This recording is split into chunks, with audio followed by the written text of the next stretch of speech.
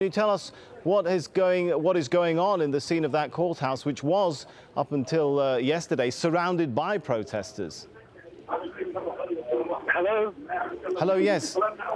Yes, can you repeat the question? I'm sorry, I didn't hear it. Are you asking if the courthouse is still surrounded by protesters? Have the protesters and have you now broken into the courthouse in Benghazi?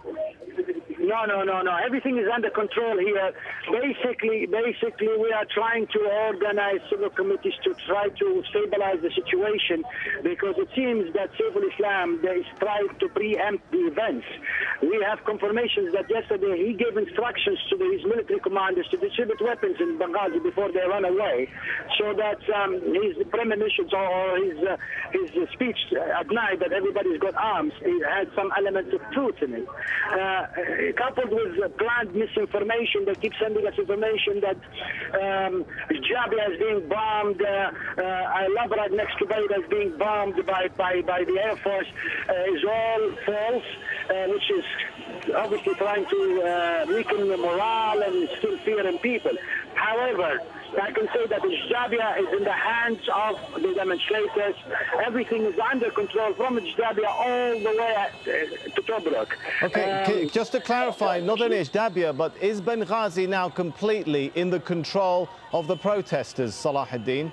Yes, it is completely in the control of the protesters, and we are currently setting up collection points for arms that they have distributed.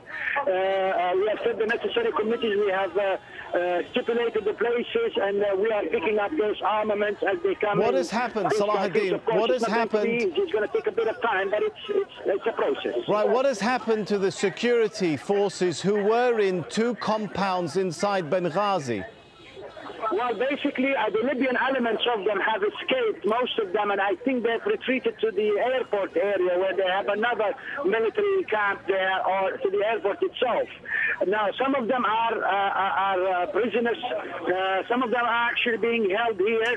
We are giving them the medical services they require, and we're trying to hand them over to the authorities when they are set up. Can you confirm reports that protesters in Benghazi have captured foreign mercenaries? Yes, I can indeed. We have foreign mercenaries from Africa. No Arab nationalities as far as I know. Definitely no Egyptians. And what has happened to those people?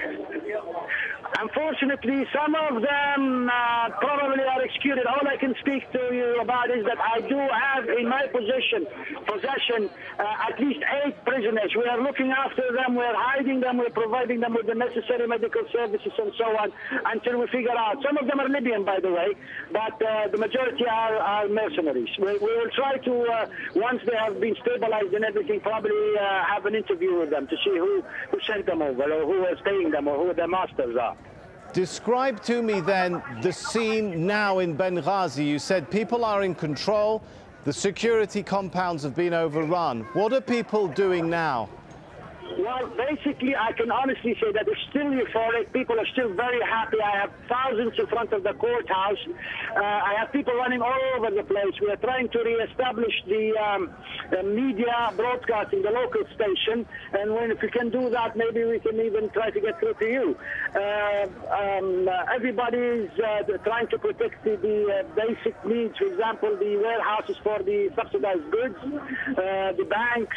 The airport is not in our hands, not yet anyway, and we're trying to combat the rumors that they're trying to spread, because this is causing a lot of grief.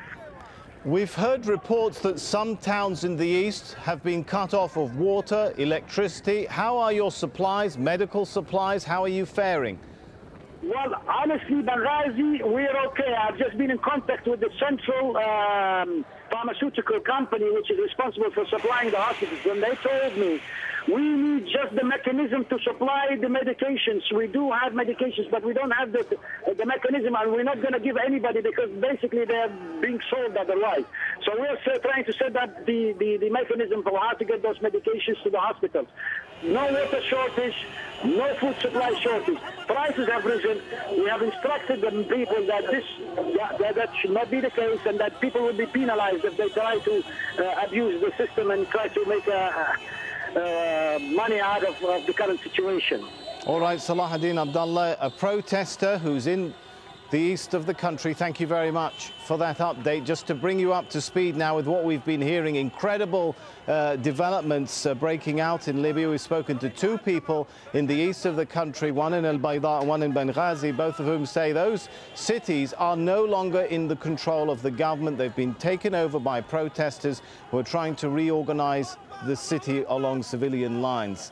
They've also said some of the security forces have either melted away or joined the protesters. Of course, we will bring you up to speed with all the developments breaking out in Libya in this incredible moment in that country's history. But for now, let's move gears just a little bit. Around 300 Turkish citizens who were evacuated from Libya have now arrived in Istanbul. Well, most of them had been working in the construction industry in the eastern city of Benghazi. Nazanin Sandri reports. Tears of relief.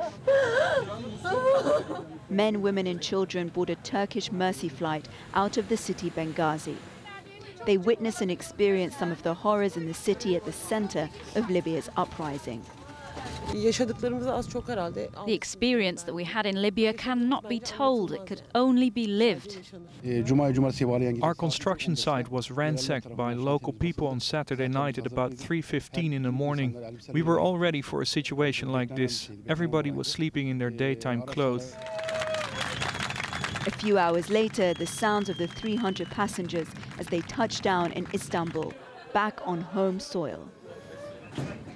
In the days to come, there will be more such reunions as governments around the world work out how to ensure their citizens aren't counted among the dead and injured victims of the Libyan revolt.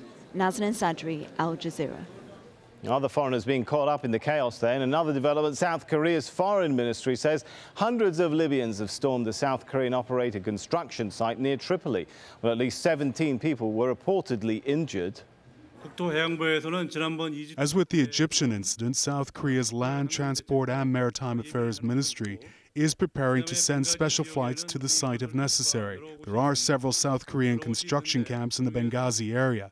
We have selected the largest and safest camp and chosen it as the safety shelter. We have taken measures so that South Korean people can all move and evacuate to the camp in case anything happens.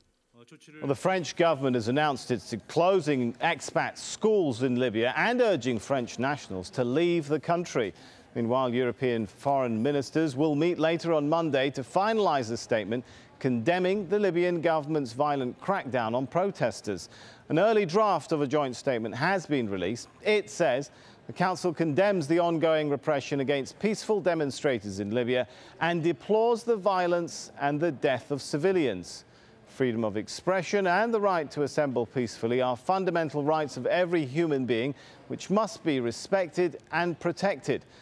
Well, the working dinner was chaired by the EU's foreign policy chief, Catherine Ashton, who will fly to Egypt for talks next week. Well, she'll be the first foreign diplomat to visit the country since the fall of President Hosni Mubarak.